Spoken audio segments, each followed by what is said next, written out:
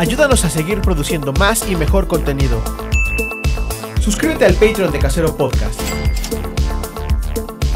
Casero Podcast. Se hace audio. Las opiniones vertidas en este podcast son responsabilidad de quien las emite. Casero Podcast. Se hace audio. Se emparejó un joven en bicicleta y me dijo: tú no tienes derecho a fallarnos. Y ese es el compromiso que tengo con el pueblo. No tengo derecho a fallar. Aquel que no conoce su historia está condenado a repetirla.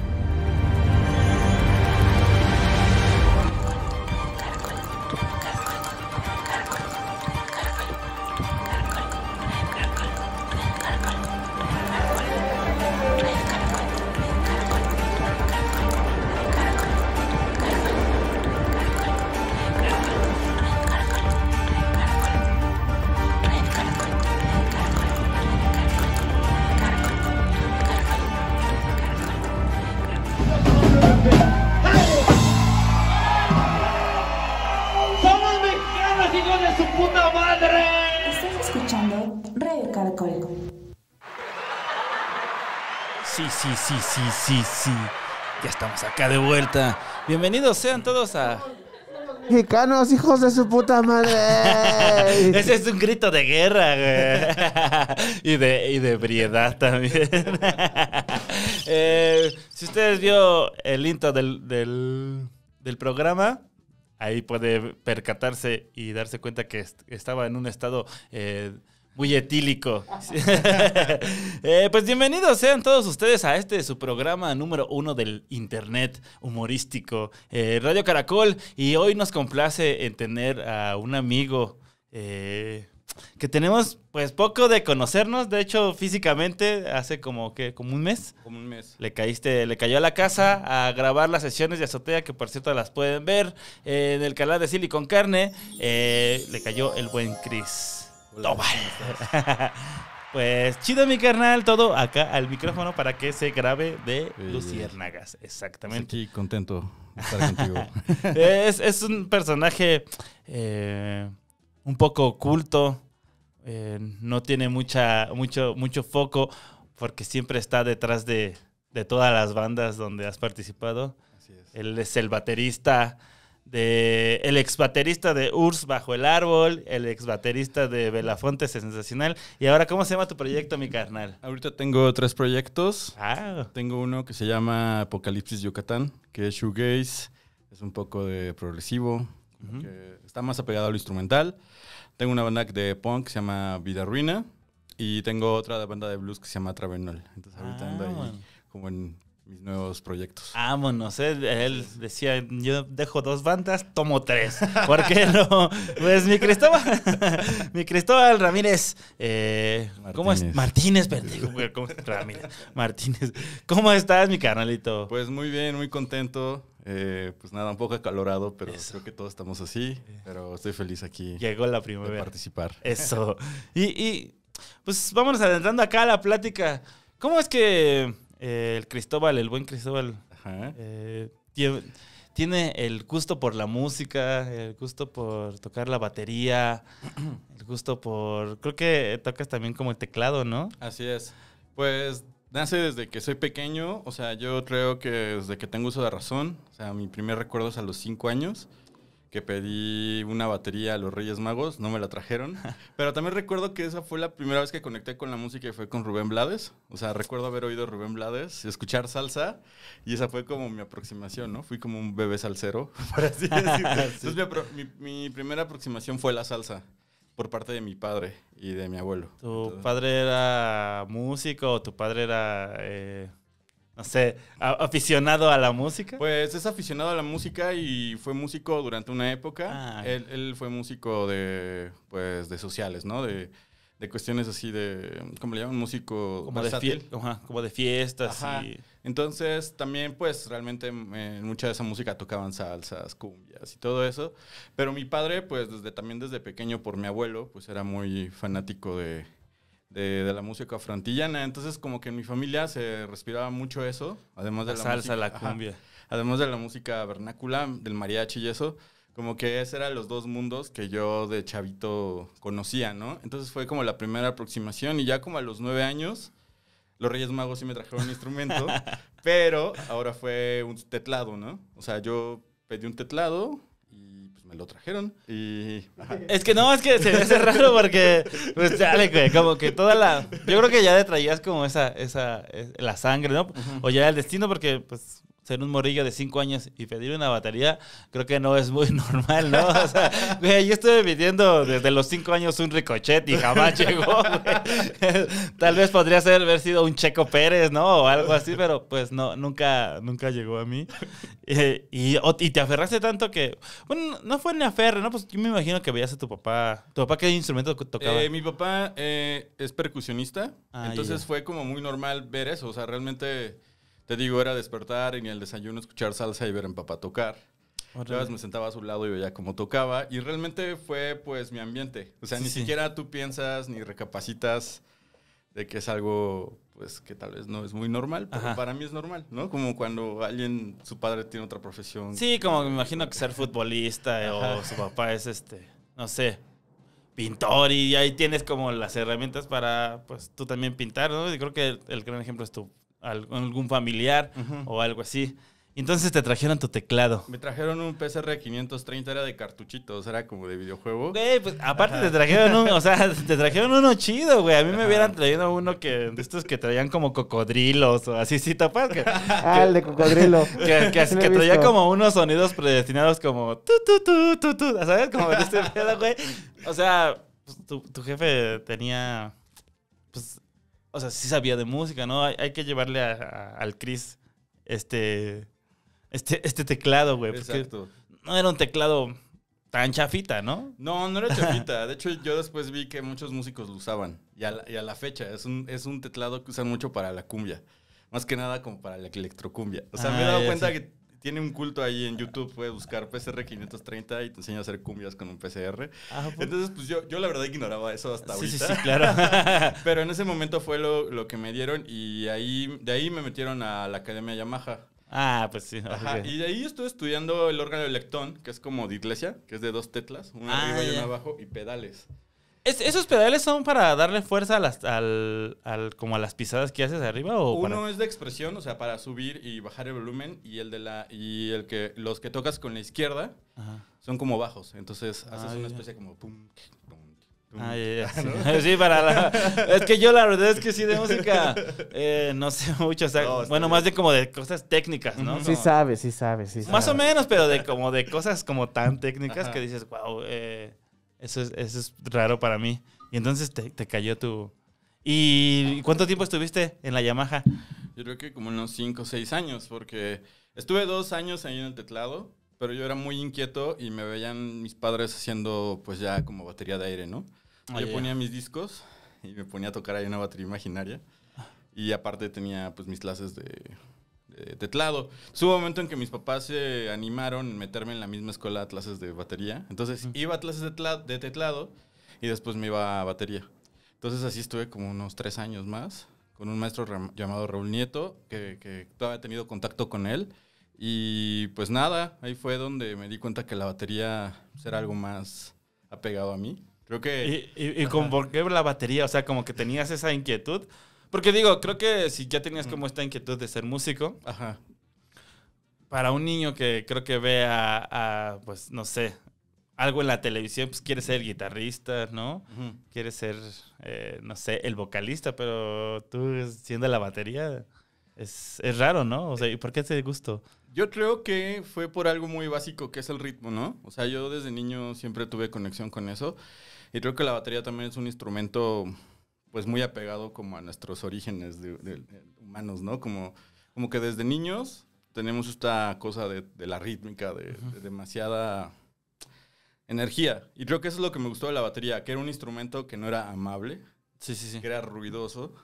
y que pues nada, está lleno de muchos tambores, entonces nunca te aburres. O sea, creo que es como tener ahí una especie de juguete lleno de muchos elementos. Bueno, no es un juguete, pero en ese momento, lo veías en como... ese momento yo como que lo identificaba como algo, pues como un lugar para divertirme todo el tiempo y aprender más música. Entonces realmente eso fue como lo que me conectó. Y también ver muchas bandas de rock, ver bandas de música cubana, de un estilo que se llama timba y songo, que también eran cosas que veía mi papá en sus VHS.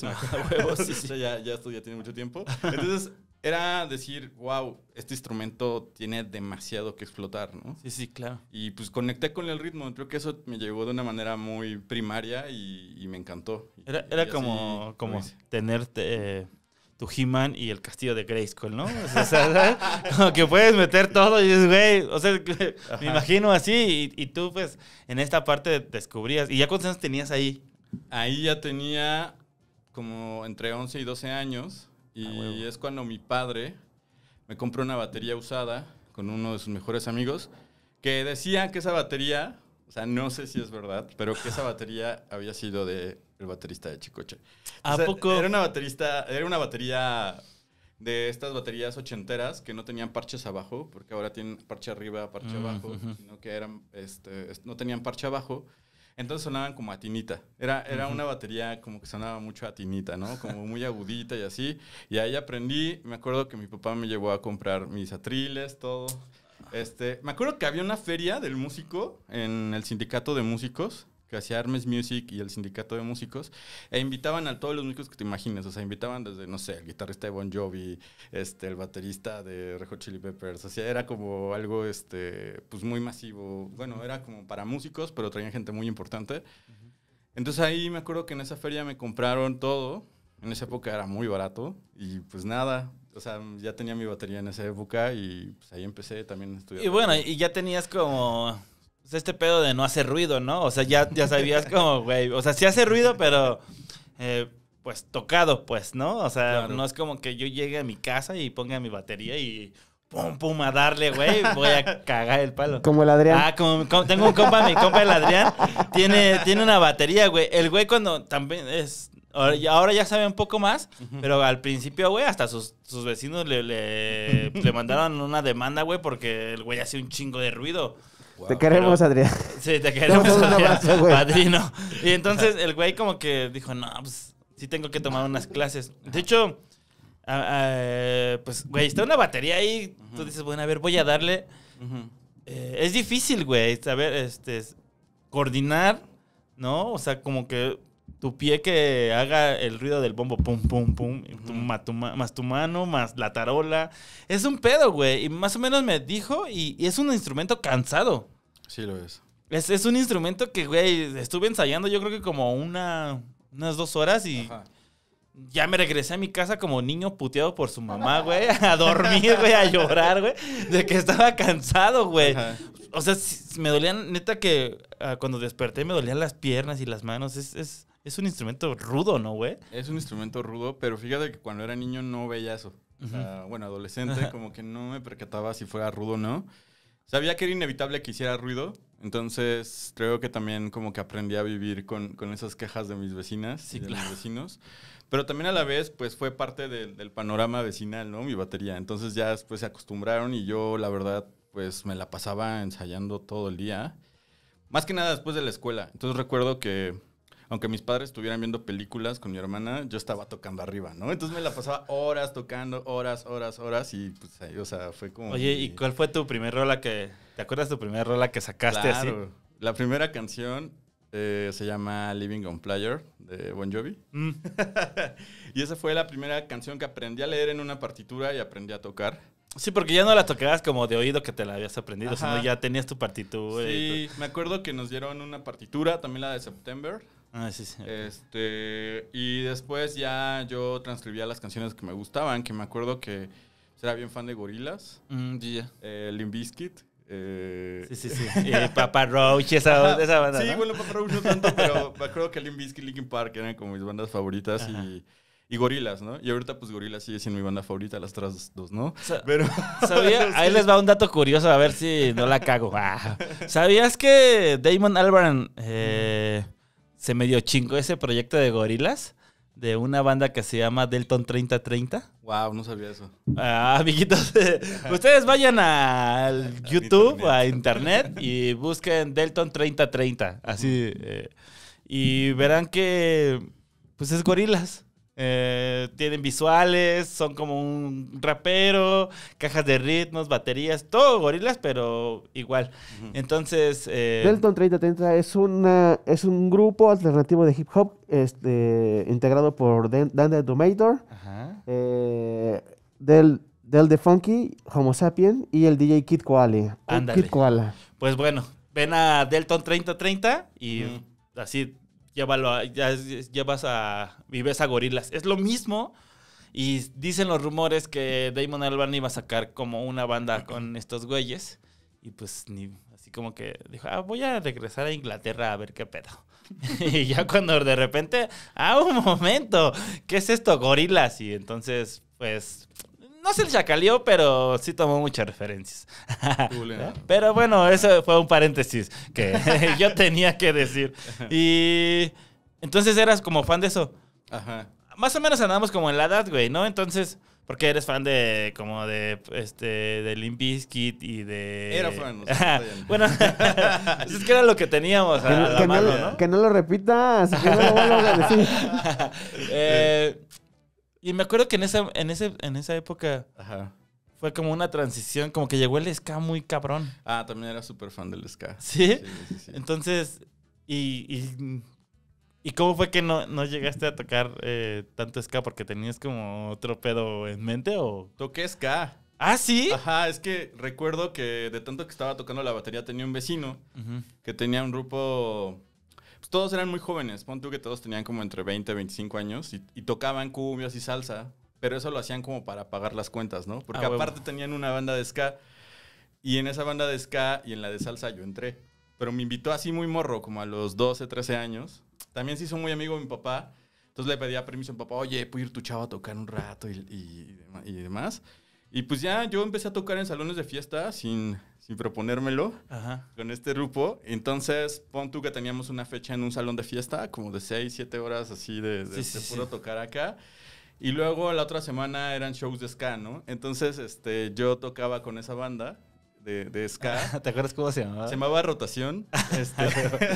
Y tocaba ska, pues de que le llaman ska fusión, ¿no? Como toda esta onda noventera, 2000era.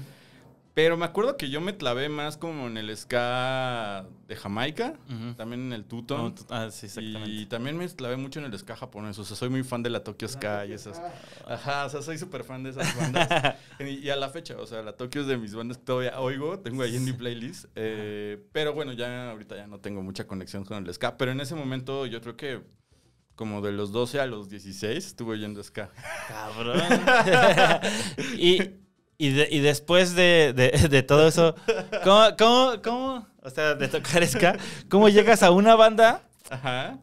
Como lo fue o lo es, no sé si aún exista, Urs Bajo el Árbol. ¿Cómo llegué ahí? Porque, o sea, de estar como ¿sabes? Como llegas como a una banda que pues, es como más melódico y, ¿no? O sea, más introspectivo. Yo me acuerdo que, pues, es que Urs Bajo el Árbol era como en la oleada del indie rock, ¿no? De no sé, de los Dynamite, de los Austin TV. No, recuerdo que, o sea, me acuerdo mucho, no tengo nada en contra de los Austin TV, pero tengo un amor-odio, ¿sabes? Okay, porque en discos se me hacían una banda espectacular, güey. Y decía, no mames, ¿por qué Austin es tan bueno? Y los vi en vivo y era una banda aburridísima, güey. Así que decía, ay, ya 2 rolas, ya 3 rolas son un chingo, ¿no? Ya que sigue la otra banda. No sé, o sea, eso me pasaba a mí.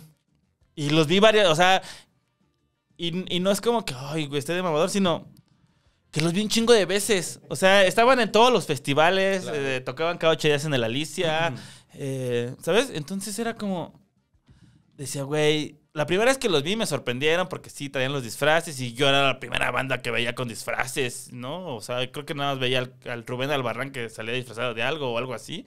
Y ya cuando vi, dije, güey, estos conejos. Y luego los vi de astronautas y chido. Pero ya después, como cuando ya le empecé a agarrar más al pedo, decía, no, güey. Como que no, o sea... No conectabas. No conectaba, no, güey. Y yo veía a la banda que hasta tarareaba las rolas, ¿no? Claro. Ta, ta, ta, ta, ta, y decían, chale, qué aburrido. y tuve una decepción así muy cabrona con ellos. Alguna vez que tocaron creo que en las pirámides. O sea, exactamente. Claro. Y dije, güey, qué aburrida está esta banda. Era las 4 de la tarde de creo que un sábado, un domingo, y yo viendo a Austin TV así. Dije, no, sí, creo que no. Los voy a odiar. ¿Sabes? Eso me pasó, pero... lo que iba era como de... Estabas como en esta oleada del indie rock, ¿no? Como de todas estas bandas. ¿Cómo lograron... Primero, ¿cómo entraste? ¿Cómo llegaste ahí? Y luego, ¿cómo lograron mantenerse en esa oleada? Pues yo llegué ahí por una amiga que se llama Alejandra, que le mando un saludo. Íbamos en la misma escuela y me acuerdo que una vez me dijo, oye, hay un chico que está buscando, un amigo que está buscando baterista para su proyecto. Entonces ese amigo se llamaba Exa y pues me acuerdo que era la época del Messenger. Entonces hice un Messenger Rupal y ya fue de, pues los presento y la fregada. Hubo un momento en que este chico y yo empezamos a platicar, que nos olvidamos de mi amiga y mi amiga así de, pues ya me voy, ¿no? Ya los dejé, ya los conecté, luego me agradeces, carnal. Y ya pues estuvimos ahí platicando, Ex y yo. Y a la semana voy a ensayar con ellos, un 27 de noviembre del 2009. Perdón, soy bien clavado de las fechas. Y recuerdo que ya llegué ahí donde ensayaban los Urs. Y pues fue como enamoramiento a primera vista. Conecté con ellos súper rápido. Me acuerdo que estaban en vísperas de grabar en 2 semanas con Adrián Terrazas de The Mars Volta, me acuerdo. Órale. Entonces fue así como de, no, pues vienen estos planes. Y yo, chido, va. Adrián Terrazas es el saxofón, ¿era? Ajá. Sí, ¿no? Sí. Ajá. Entonces fue como, ok, pues vamos a darle. Entonces ya entré a la banda y ya a las 2 semanas, 3 semanas ya estaba grabando. O sea, ya fue así de grabar. Estábamos grabando. Y si me imagino que eres tan bueno que te aprendes como las rolas en breve, ¿no, güey? Pues en esa época me acuerdo que eran canciones tan largas que el productor dijo, están del nabo, o sea, vamos a tener que cortarlas y aquí volver a componer. Entonces Jorge Aja, que fue nuestro productor, pues realmente también fue compositor junto con nosotros y arreglista, ¿no? Entonces hubo un momento en que también gracias a él el disco quedó muy interesante. Y en ese momento, pues sí, teníamos muchas inquietudes, pero era la primera vez que todos estábamos grabando, ¿no? Entonces, yo me acuerdo que tenía 19, 20 años, por ahí. Sí. Entonces estábamos chavos y fue así de grabar. Grabamos como en un mes ese disco, Líneas Mentales se llama. Y pues nada, después ya esa banda le fue yendo bien. Sí. Pues me acuerdo que yo veía que sí eran una banda de morrillos, ¿no? Uh-huh. Tocaron en un Vive Latino y me acuerdo que pues no me quedé, pero pasamos como... O sea, como de... Y me acuerdo que estaban tocando y eran unos morrillos, güey. O sea, bueno, no morrillos, eran güeyes que ya se decía, esos carnales tienen mi edad, ¿no? Y aquí de Balagardo y ellos ya tocando, ¿no? Pero estaba muy chido, güey. Tenían un disco, un vinilo, ¿no? Sí, sacamos ese disco. Bueno, el primero que grabamos fue un disco que ni siquiera se difundió tanto. O sea, lo hicimos en CD. Sí. Me acuerdo que fue carísimo ese CD. Pues también ni lo difundimos tanto. Y luego nos dio la locura de grabar en vivo en el estudio, en un live recording. Grabar otra vez ese disco. Y lo sacamos en vinil. Y ese vinil, pues, le fue bien chido. Me acuerdo que hasta lo regalábamos. O sea, estábamos bien locos. O sea, lo estábamos en shows y... ¿Sí? Y así lo regalábamos. O sea, creo que, pues, sí, no reparábamos. Y... Lo que estábamos diciendo. ¿Y quién patrocinó ese vinilo? El primer vinilo nosotros nos los patrocinamos mesereando, entrando un montón de trabajos así... ¿Sí? Pues, variados, ¿no? Pues es que nunca ha sido... barato hacer un disco, ¿no? O sea, un vinilo más bien. No, yo me acuerdo que en esa época costó como 30,000 pesos hacer un vinilo. ¿Y cuántas copias? Yo me acuerdo que fueron 300. Verga, güey, sí está Sí, la verdad estaba como entre 25 y 30, la verdad no Sí, sí, recuerdo no, muy bien. Bueno, vamos a ponerle 27. Sí, entonces recuerdo, pues recuerdo que pues ese disco, pues básicamente, pues lo pagamos trabajando, y logramos, pues sí, darlo a conocer, como que ese también disco representaba como más formalidad de la banda, Claro. porque lo llevabas a estaciones de radio, con managers o con bookers y digamos que pues sí, decían, traes un vinil, ok. Y en esa época pocas bandas hacían eso. Entonces realmente también lo hacíamos porque pues todas las bandas que nos gustaban, como tú dices, toda esta camada que venía de los 2000, pues lo hacían. Entonces nosotros decíamos, nosotros también lo queremos hacer. Pero fue interesante porque nosotros éramos como hijos de todas estas bandas que estás diciendo. O sea, porque pues... Perdón, güey. Perdón si ofendí. No. Me refiero a que... Pues, Sí. O sea, como que veníamos de ahí, como de haberlos escuchado. Entonces fue padre porque sí, o sea, como que estábamos adoptando cosas, no sé, de esa época que estaba muy de moda, pues esta revival del post-punk y esas cosas. Pues yo me acuerdo que en México lidereaba Zoé, Porter, Sí, Austin, ¿no? Los Dynamite. sí. ¿Quién más? Chiquita, una banda que se llamaba Chiquita Violenta, Claro, Chiquita ¿no? Violenta. Era como que la oleada indie que pues, era como pantalón pegadito y, ¿sabes? Sí. Como muy Strokes Ujú. aquí en México. Entonces, Sí. yo me acuerdo de Urs Bajo el Árbol. Y después de ahí, ¿qué? Ya no prosperó Urs Bajo el Árbol. No, pues Ursula fue bien chido. O sea, yo me acuerdo que todavía sacamos otro disco que era el 7. Tuvimos 2 Vives. Y estuvimos girando por muchos lados. Giramos justo con Austin. Pues tocamos en muchos lugares. O sea, la verdad fue una banda muy fructífera. Y después yo ya estaba tocando por el 2014, 2015 con Belafonte. Y ya después ya me fui más de lleno ahí con Belafonte. Pero ¿cómo fue ese acercamiento con los Belafonte? ¿Cómo fue? Ajá. Pues el acercamiento fue muy personal con Israel. O sea, yo lo conocía desde el 2011. Un saludo al Israel que también estuvo acá en Radio Caracol. Entonces, yo recuerdo que pues ya nos topábamos y fue hasta por ahí del 2014 en que un día nos topamos en un bar que se llama Salón Back. No sé, no lo topo. Ajá. Sí. Ahí en el centro. El Salón Back. No. Ajá, y recuerdo que habíamos visto a Decibel. Uy. Entonces, pues estuvo curioso, ¿no? Porque estuvimos platicando y me dice, oye, me gustaría que probaras en la banda, me gustaría que tocaras en Belafonte. Y Ajá. dije, va, órale. Va, sí, dije, ok. Chido. ¿Dónde caigo? ¿Dónde caigo? ¿no? ¿Dónde caigo, no? Y le dije, no, pues pásame el disco. Me acuerdo que habían grabado el Gazapo. Ya, sí. Entonces, yo entré. Ese salió en cassette, ¿no? Sí, en los discos cuchillo. Discos cuchillos, sí, huevo. Sí, entonces yo estuve ensayando con ellos. Me acuerdo que presentamos el disco en un lugar que se llama el Dos Naciones, que ya no existe. Era ¿Por dónde estaba? Estaba sobre Bolívar. Y era un bar que era restaurante bar. Ya. Y arriba pues tenía orquesta. Y estaba padre. O sea, era un lugar muy, muy extraño. Ya muy de la Ciudad de México de antes, ¿no? Sí. Entonces estaba bien padre porque me acuerdo que tocamos, presentamos el disco. Y fue padre presentarlo ahí porque había gente que pues ya iba ahí de tradición. Y la gente que nos iba a ver, ¿no? Entonces fue una combinación muy interesante.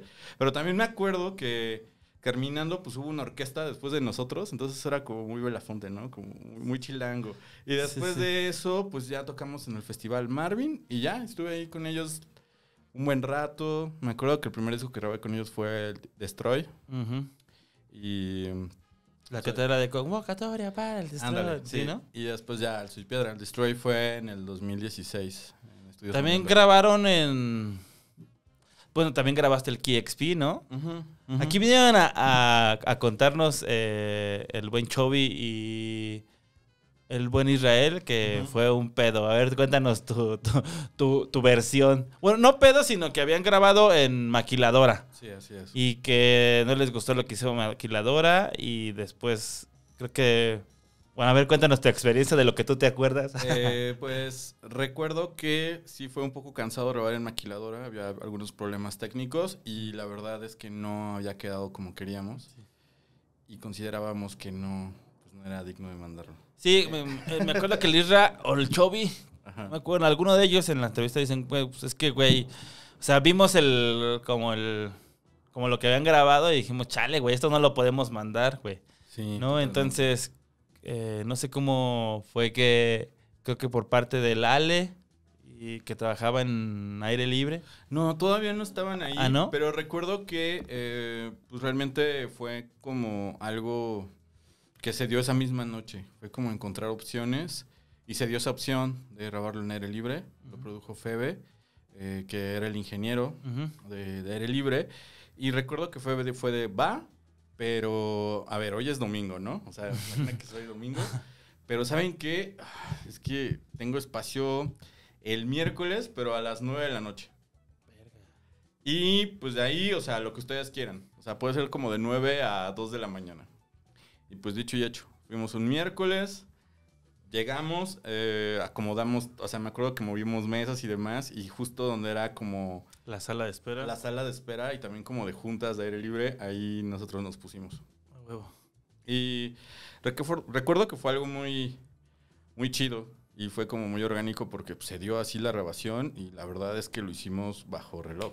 O sea, porque después, o sea, terminando, el camarógrafo se llevó el material, se fue a editarlo y la música se mandó inmediatamente con Hugo Quesada. Ajá, Hugo, el Hugo. Y todo tenía que entregarse como a las 9, 10 de la mañana. Ah, sí, o sea, de esa Ajá. semana o de ese al otro De ese día. mismo. O sea, se cuenta que terminamos por ahí de las 2 de la mañana, 3 de la mañana. Y ese mismo día teníamos que entregarlo a las 10 para mandarlo a Austin. Oh, Entonces, pues fue así rapidísimo, ¿no? Fue como de, bueno, ya tengo todas las tomas y aquí está toda la música para Hugo Quesada. Entonces yo creo que no durmieron ni el camarógrafo ni Hugo Quesada y pues yo Fue recuerdo- Emi, ¿no? El Ajá, que es Emi. ahora baterista Así de... es. Y pinche Emi. Ah, no es cierto. De hecho, el Emi grabó, tiene unas cosas bien chidas el Emi. Ahora hicieron como un video. No me acuerdo de la rola, ¿cómo se llama? Soy malísimo, pero ahí salgo en un cameo. Ahí salgo muy borrachito.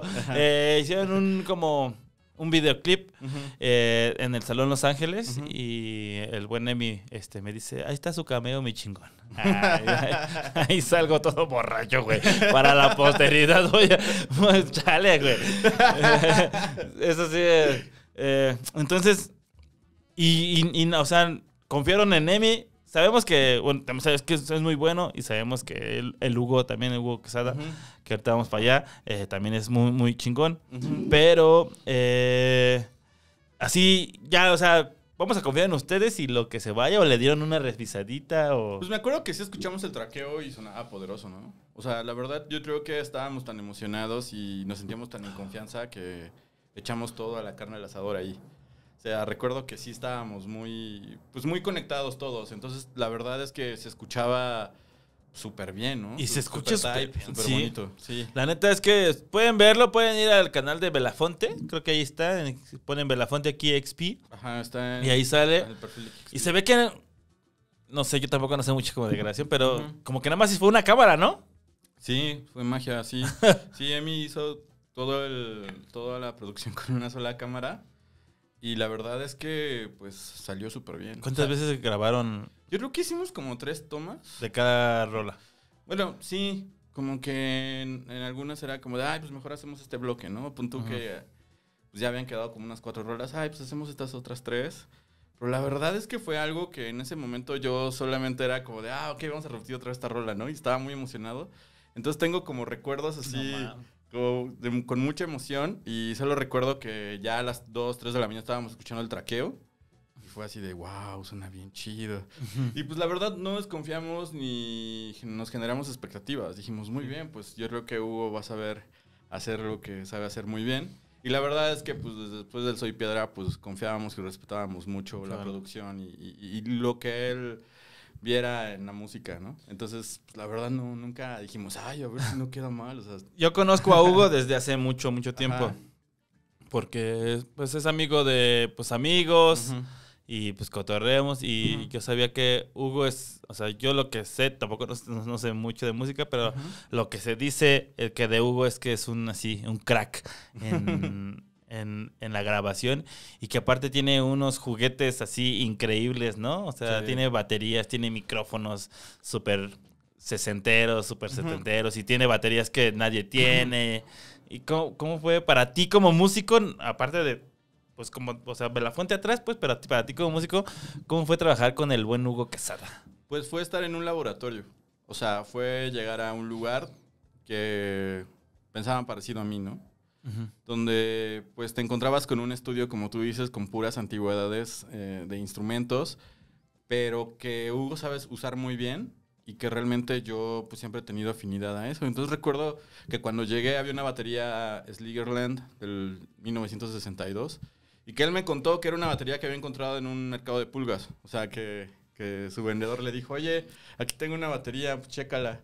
Y que la ve y que se la lleva, ¿no? Entonces, esa batería era mágica porque sonaba, pues, a la música que me gusta. O sea, yo me acuerdo que el Hugo, cuando cotorreábamos así, el güey siempre decía, no, canal, siempre ando buscando la cháchara. Y tenía cosas increíbles, güey. O sea, yo me acuerdo que cuando alguna vez fui a su casa, después de una tocada, fuimos a su casa y tenía un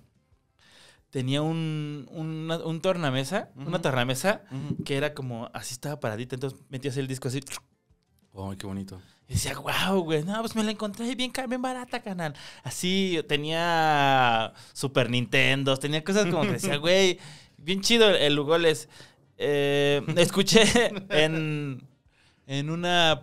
soy bien fan de escuchar como las entrevistas de valedores y de compas. Y pues tenemos otro compa que se llama Conversaciones de Altura, que te hizo una entrevista.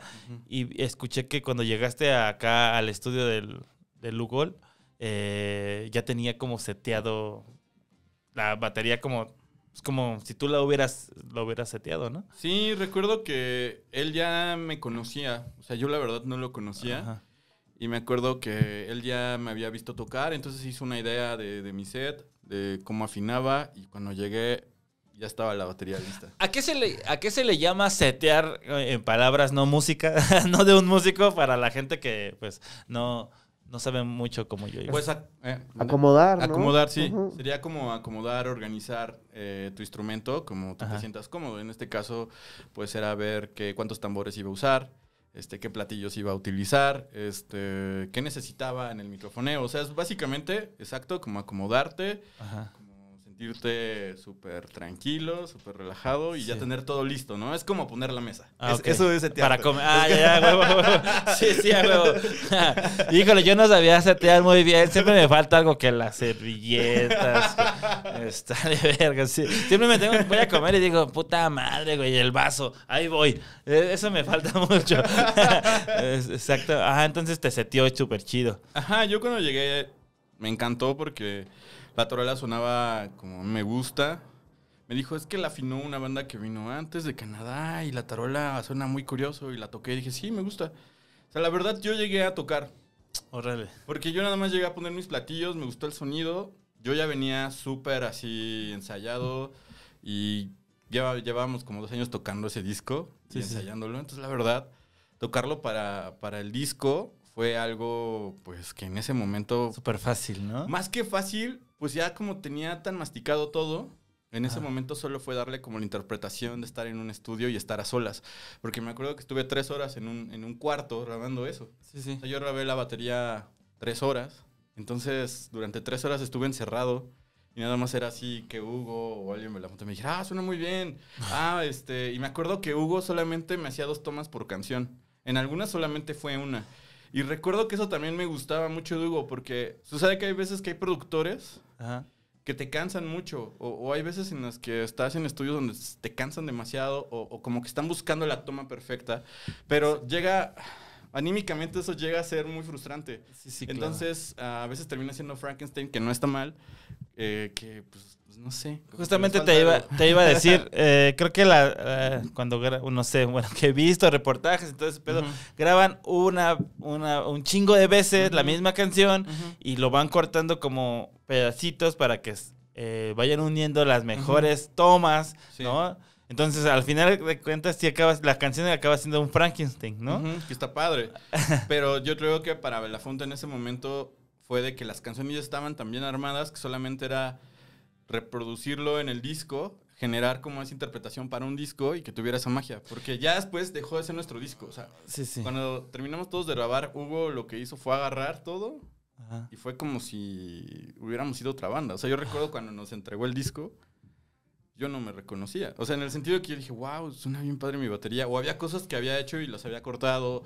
Y es que eso es lo interesante de un productor. Eso es cuando un productor se involucra del todo en lo que está haciendo. Y yo que soy un fan del Belafonte Sensacional, era un fan, bueno, sigo siendo fan, pero era más clavado antes. Ajá. Tenían una onda como... No como de que saliera mal, pero sino como que cuando me imagino que tocaban como... Ay, pues bueno, como salga, como venga y como sea, ¿sabes? O sea, bien, pero como que tenga esa esencia, ¿sabes? Como de grabar, no sé cómo lo explicaré. Como te dije en el set, ¿no? Como de... Tu batería suena muy bien. Y de la nada empezaba así a hacer como un bounce a la batería. Y empezaba a decir, mira, así puede sonar tu batería, ¿no? La empezaba a producir, ¿no? Como preproducir y empezaba así como empezar a meterle cosas. Y entonces es una persona muy creativa y muy inquieta. Entonces realmente es alguien que tiene mucha visión de decir, ya, esa toma ahí está. No te preocupes, todo va a estar bien. Y pues, no sé. El güey tiene años grabando, el güey tiene años... o sea, Lugo, yo desde que los conozco, lo conocí porque tenía una banda que me presentó el doctor Bona, no sé si al Bona. Bueno, Bona me presentó, me dijo, güey, hay un güey que toca unas cosas bien, bien chingonas. Y de repente vimos a tener una banda que se llamaba Robota. Y cuando lo vi dije, wow, güey. Y aparte el güey tenía un chingo de cosas bien chidas porque tenía cassette, tenía un vinil. Y el vinil estaba, así te lo enseñé, güey. O sea, está bien chido, es como...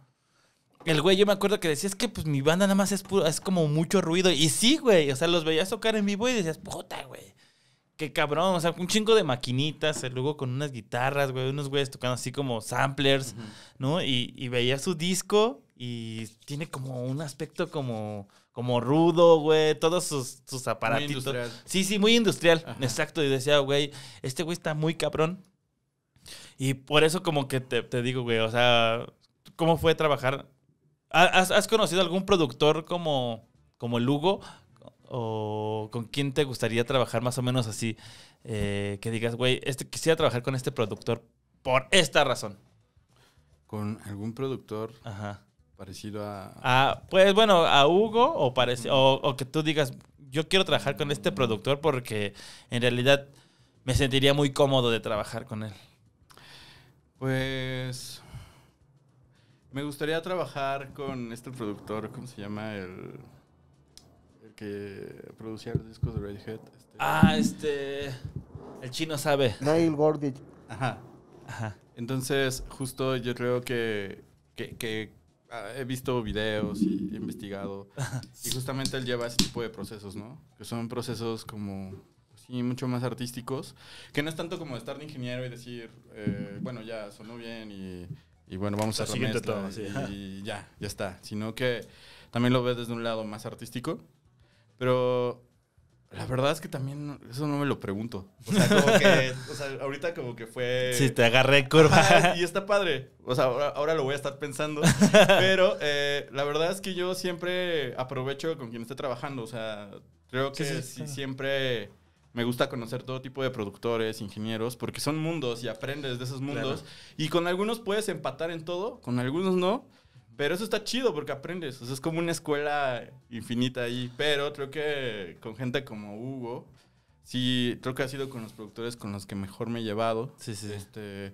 Y con quien fue rapidísimo pues, grabar y con quien no hubo mucho, ¿cómo decirlo? No hubo... También yo como que ya trato, porque antes cuando era más joven era de, oye, ¿puedes subirle más a mi batería? ¿O puede sonar así de esta forma? Sino que fue un momento en el que a mí yo entendí que pues un productor, hay un momento en que se apodera de tu música. No es porque estés tú aquí, pero la verdad, a mí me gustan mucho las baterías del Soy Piedra. O sea, siento que la batería y los bajos, la neta... En muchas canciones se escuchan poca madre, güey. O sea, digo, chale, estas rolas, ¿no? Sin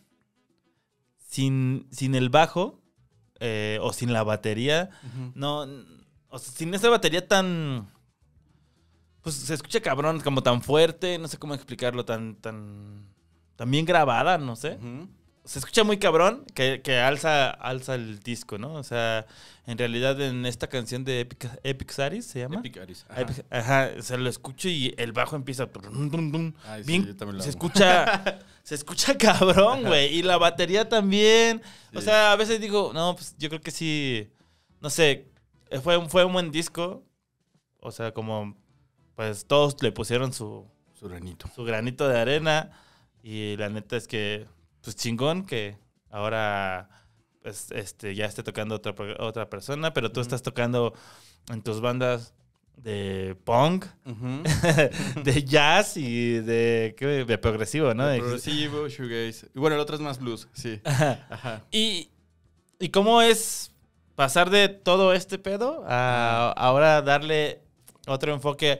Pues llegar pues más o menos el punk venía como el Belafonte, ¿no? Ujú. Pero ¿cómo es después de grabar este pedo sacarte todo de la cabeza y pasar a otras bandas? Pues soy una persona muy inquieta, la verdad, y soy tan inquieto que, pues, o sea, como que hay un momento en que mi vida puedo resetear así, decir, ya, voy a hacer esto, Sí, bueno. y pasar a la parte punk, pues es otro mundo, pero a la vez, pues no es algo tan irreconocible. O sea, la verdad es que cuando empecé a tocar ahí, el punk, pues como que fue conocer un poco como el estilo, que ya lo había habido, pero tampoco soy una persona que escuche punk todo el tiempo. Sí, bueno. Pero también fue hacer como mi apreciación y mi interpretación del punk.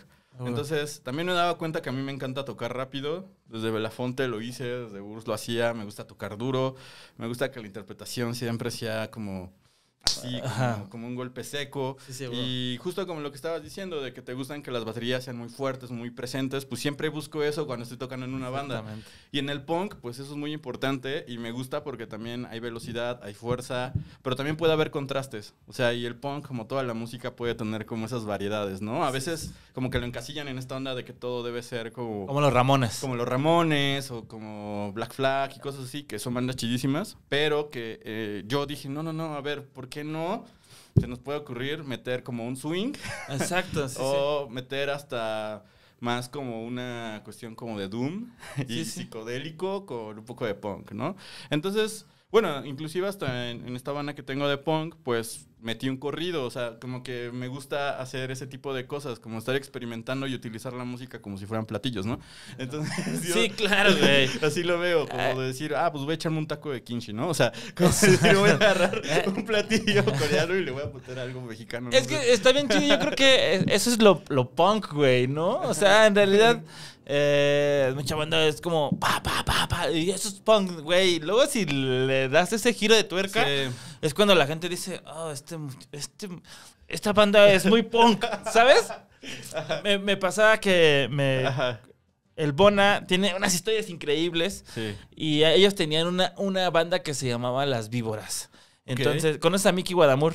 ¿Lo ubicas? Es un ilustrador y tiene su banda con el Carlitos y Cas que se llama El Pan Blanco. Bueno, Pan Blanco, claro. El vocalista del Pan Blanco y Bona tenían una... Para no hacerles tan largo el pedo, los güeyes sí fueron a una tocada de punk en el Chopon, eso cuentan, y que, o sea, eran tan punks, pues, banda acá de picos, toperoles y punk así hecho y derecho, y llegó el pinche Mickey y puso una rola de Prince. Y güey, era como... ¿Qué están haciendo estos punks aquí? ¿No? O sea, y aparte era cuando el punk era como muy, muy radical, así como de... Ay, no, ajá. Y entonces dice que tocaron una canción, les empezaron a aventar piedras, les empezó a caer fuego y el lugar se hizo un cagadero así. Wow. Dice, güey, tuvimos que agarrar nuestras cosas, salir corriendo. Y dice, pero... El Mickey siempre ha sido así, ha sido un punk que siempre trata de desestabilizar el punk, güey, ¿sabes? Entonces, eso lo veo tan punk y lo veo con ti como de, güey, si necesito meter otras cosas para pues, güey, ¿qué? Es lo que siguió, lo hicieron los Ramones, ¿no? Y lo hizo mucho Jesus and Mary Chain. Claro. Como que, güey, Jesus and Mary Chain tenía una rola, pero todas sus rolas eran las mismas de la primera canción, güey. Y los Ramones lo mismo, güey. Claro. Pero yo me imagino que la gente, los los músicos siempre tratan de darle este giro, güey, ¿no? Sí, o sea, también creo que es muy respetable la gente que busca la fórmula y que busca el confort, pero la verdad, yo en lo personal, Sí, a huevo. yo odio el confort y también no me gusta la fórmula. Sí, o sea, sí. la verdad es un tema más personal. Ajá. Y también creo que, pues, tal vez ya hablar como de algún estilo nuevo o de que se descubra algo en la música, porque yo creo que ya no. Pero creo que ya, como tenemos demasiadas referencias, existe tanta historia en la música, creo que lo importante es saber usarla en la licuadora, ¿no? O sea, Exactamente. saber mezclarla. Para hacer una salsa buena. Exacto. Y que tu proyecto tenga una identidad, al menos. exactamente. Obviamente va a sonar a muchas cosas, va a haber gente que te va a decir, suena Sí, sí. Yo soy uno de esos, güey. Exacto, pero es que pues es lo más normal, es inevitable no tener referencias, así, o sea, así somos los humanos, ¿no? Entonces, creo que hay un punto en que pues yo solamente lo que quiero es no tener confort y pues a mí me gusta también experimentar Sí, y pues claro. yo soy de esas personas que dicen, ay, ¿qué tal si meto esto y así? Exacto, está chido, güey. Oye, dime una cosa. ¿Lugares más chidos que has tocado? Oh, Acá, no sé, si has salido del país o aquí en México, que digas, wow, este lugar estuvo increíble. Con cualquier banda, con cualquier agrupación, cariño, ¿no? no, pues por ejemplo, hace poco toqué en un torneo de boxeo. Güey. Y estuvo bien chido, o sea, tocamos con el medio tiempo. Ajá. Y pues nada, hubo un momento en que se subieron los peleadores, o sea, los boxeadores, mientras estábamos tocando. Y pues nada, o sea, para mí tocar cuando estar en un lugar fuera también Como de... o sea, sí había un escenario. Sí. Pero la gente no había ido a vernos, sino que había ido a ver el El show show. de boxeo. Pero a la vez, cuando empezamos a tocar, toda la atención llegó a nosotros y también sacó de pedo. O sea, también hubo un momento en el que la gente se espantó, ¿no? y fue impresionante porque pues me gustó estar en un lugar donde pues no estoy acostumbrado, ¿no? Sí, güey. También recuerdo que con Belafonte toqué en el tutelar de menores. También ha sido güey. como de esas experiencias que me marcaron mucho. Y pues nada, estás en un lugar donde realmente pues hay muchos jóvenes, hay muchos niños y pues es estar como en un internado, pero es un internado... Sí, peligroso, ¿no? Peligroso. Y también es sentir como la vibra de estas personas de una manera en que ellos tal vez han vivido más que tú y saben más cosas de la vida que tú. Sí. Y pues es como muy contrastante todo el impacto que te puede generar, pero es bien chido. O sea, la verdad es que yo me gustó tocar para la gente que estaba en el tutelar y fue genial y me la pasé genial, pero me gustó estar en un lugar que no fuera un escenario, que no fuera un foro. O sea, me hizo sentir muy bien, salí como con muchos pensamientos y son de esas cosas que me han llenado también. Sí. El fin de semana platicando con un compa, güey, estábamos hablando de este pedo de que la gente ahora ya va a Tepito y va a la Lagos y así, y va a Los Sonidos, ¿no? Y llegamos a la conclusión de que sí está chido, pero hay que tener mucho cuidado, güey, porque pues todo lo que te salen en YouTube y en todas estas madres, pues pasan lo chido, pero no sabes el peligro en realidad que hay, güey. O sea, hay un peligro latente, ¿no? O sea, es como de, no, vamos a las micheladas y a Tepito y vamos por la experiencia. Y esa experiencia a veces, ¿no? exactamente, y esa experiencia a veces, pues ya cuando estás ahí no está tan chido, güey. Ya te das cuenta de que hay peligros. Pues no es la de Ule. Exactamente, que no es de hule, güey. Sí, exactamente, que no es de hule, güey. Y que puede... O sea, yo no digo que no vayan, vivan la experiencia, pero claro, sí tengan mucho cuidado porque ir a un sonidero en un barrio peligroso, tú no sabes qué güey va a llegar, ¿no? ¿Qué pinche güey se va a desconectar que ya ande súper drogado, güey, sí, ¿no? claro. Entonces sí es un poco peligrosillo esto de...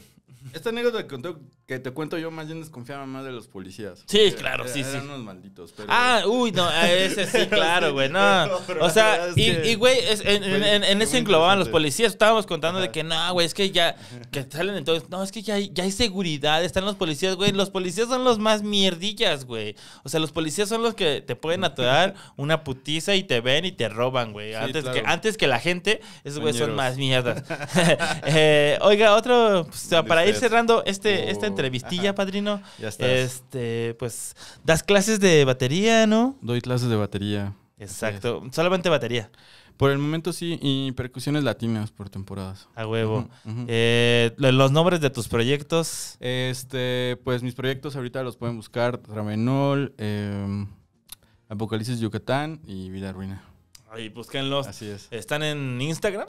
En Facebook. En Facebook, Instagram. Ajá. Ustedes pónganle ahí Ajá. y los van a encontrar. Así es.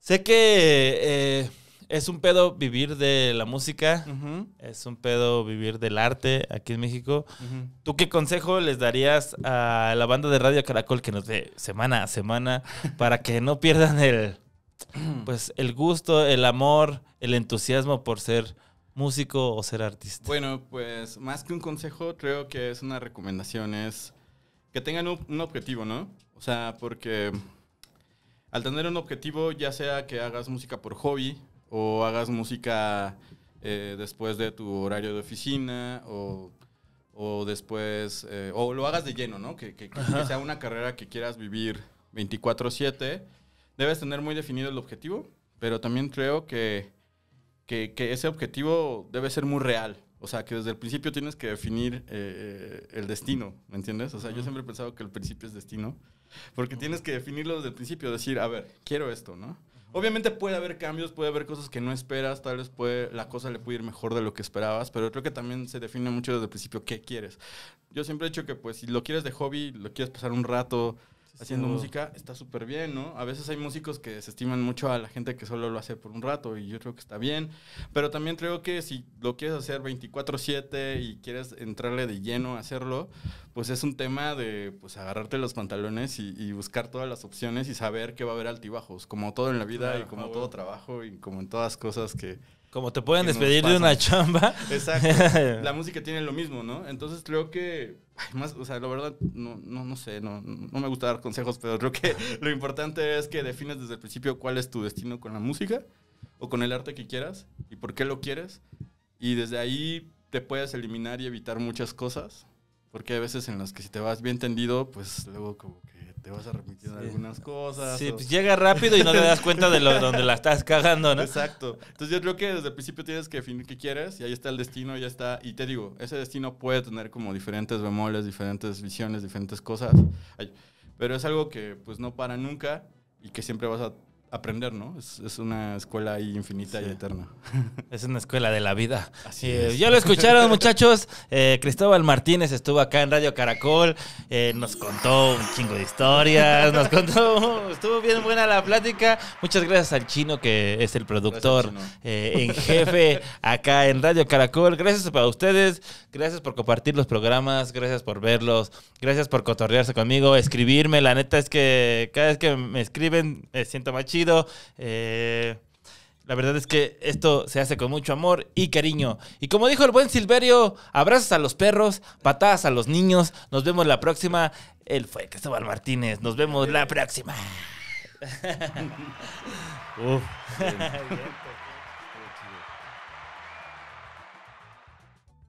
Se emparejó un joven en bicicleta y me dijo, tú no tienes derecho a fallarnos. Y ese es el compromiso que tengo con el pueblo. No tengo derecho a fallar. Aquel que no conoce su historia está condenado a repetirla.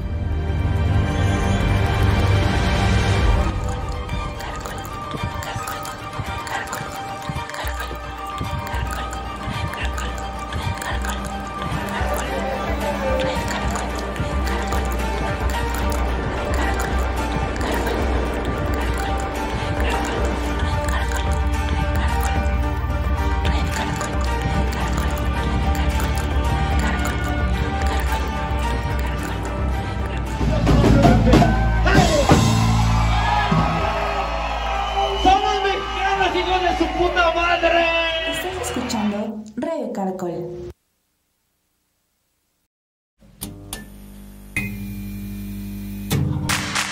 Ayúdanos a seguir produciendo más y mejor contenido. Suscríbete al Patreon de Casero Podcast. Casero Podcast. Se hace audio. Las opiniones vertidas en este podcast son responsabilidad de quien las emite. Casero Podcast. Se hace audio.